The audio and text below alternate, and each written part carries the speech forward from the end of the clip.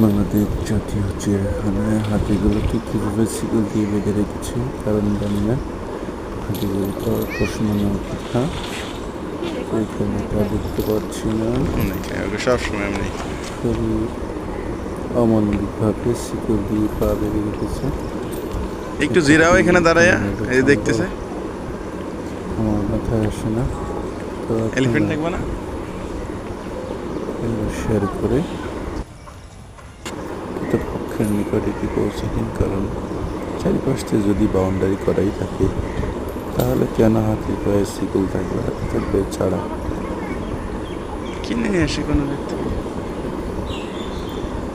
তো গিয়েছি, কিন্তু পরিবেশও তেমন ভালো না। চারিদিকে মানে এমন পরিবেশ, শুধু টাকা কামানোর ধান্দাই দেখা যায় মনে হয়। পরিবেশ দেখা যায় না, মানুষ পশুগুলোকে দেখতে তাদের কোনো সেরকম শক্তি মনে হচ্ছিল, শক্তি নাই বললেই চলে, এমন অবস্থা। এরকম একটা ভিডিও করে